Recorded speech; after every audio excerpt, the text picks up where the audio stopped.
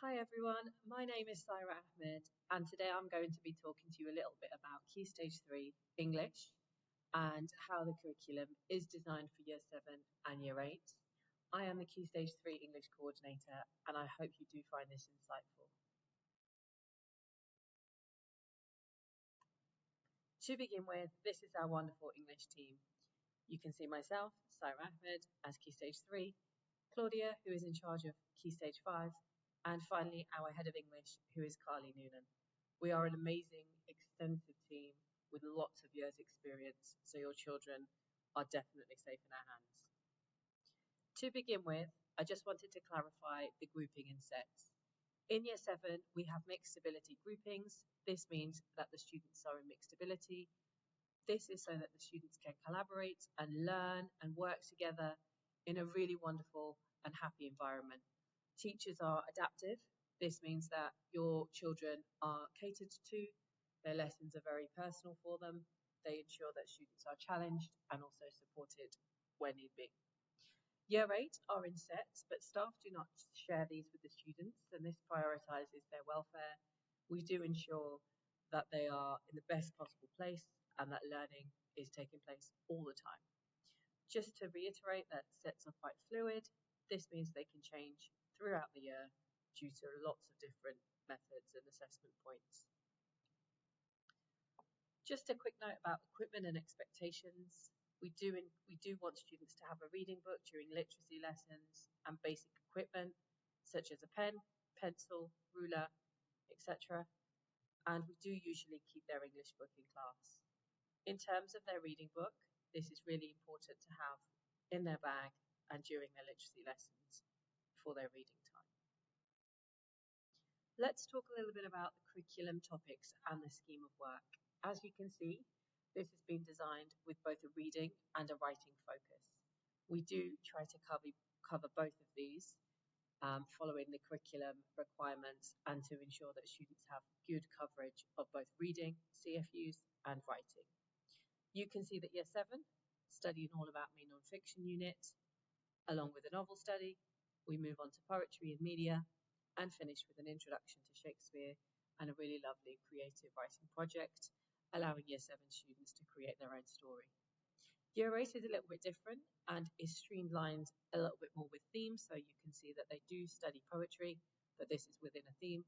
They do study the novel, this is also with a shared theme, and then they move on to lots of various different writing and reading, such as Gothic writing and transformative writing.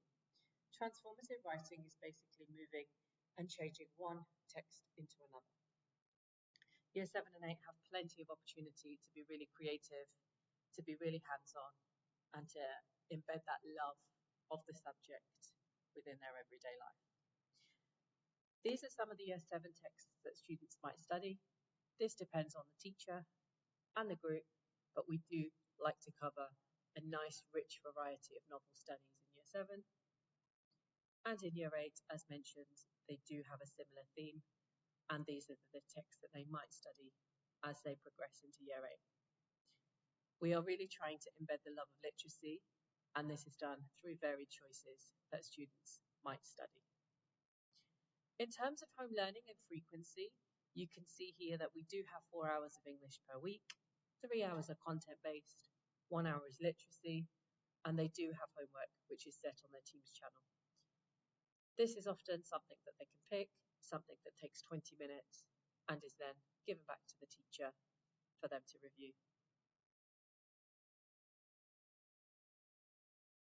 The importance of literacy, this is something that we really try to embed with students at WSO to ensure that they are world ready, to ensure that they can use this throughout their different subjects.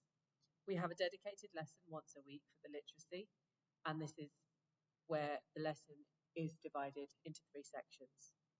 The first 20 minutes, students will complete DEAR, which means drop everything and read. This is why they need a reading book. They will have that dedicated time. The library clerk will also visit the class, and they can take a book out or return a book. They then move on to a literacy activity, which is aimed towards their reading and writing skills. This is very much decided by the teacher, and they are able to really develop their literacy. Finally, they will have a spelling test. The teacher will share this on their Teams channel, and this is in order to really develop the vocabulary. You can see some tips on the right to support your child with developing their literacy. We then move on to some of the skills that we would like students to be confident with at the end of Key Stage 3. Literary techniques such as metaphor, simile, etc., writing skills, and also, of course, reading comprehension, which is really important. We then would like students to develop their spoken language. They have lots of opportunity to do this in the classroom, presentations, debates, discussions, and then just a little bit about language and vocabulary, and really trying to push that throughout Key Stage 3. This is how we assess students in Key Stage 3. As aforementioned about reading and writing, this is where our strands then branch off to assess the students. You can see here, following national curriculum, we have the reading levels, the reading strands, in order to see how well students have performed. This is now the writing levels, along with the writing strands that we will be looking at when assessing Year 7 and 8 in their reading and writing. CFUs are often either reading and writing, and this means that we complete different sets of CFUs. Speaking about CFUs, you can now see some of the different checkpoints. We do regularly check for understanding within our lessons. However, we do have a dedicated peer assessment once every half term and a teacher assessment every half term. We have reading focused and writing focused CFUs. We employ an open book policy so students can refer back to. We have lots of opportunities for reflection. You can see the CFU dates and topics, which are on the right of your screen. We do constantly monitor progress through classwork, questioning, and presentation work. So this is something we do every day to make sure that children in the class are progressing. A little bit more on the GL tests and NGRT. Your children will have been completing NGRT recently in their classrooms. This is to generate a reading age. I'm sure you're aware about CAT 4, which assesses students on preferred learning styles.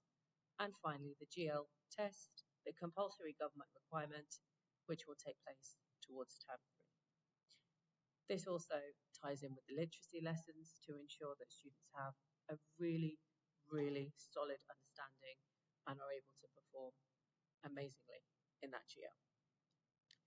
This is how the SIP sheet looks. This is how students will reflect on their work, and they are then able to demonstrate that progress in purple pen.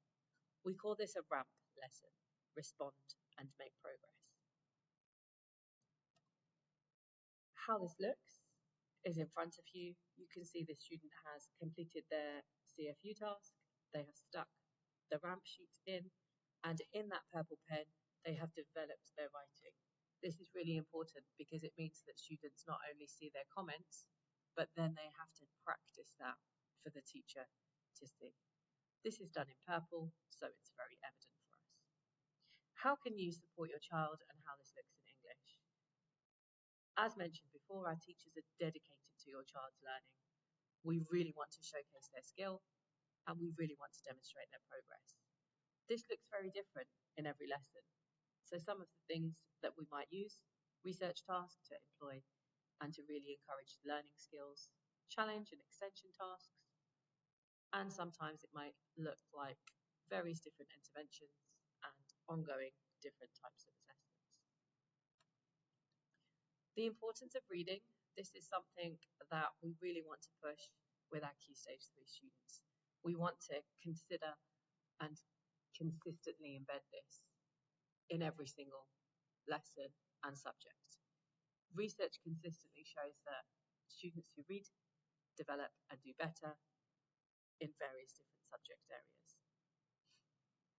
As you can see on this slide, some further resources to support you to refer to should you need to.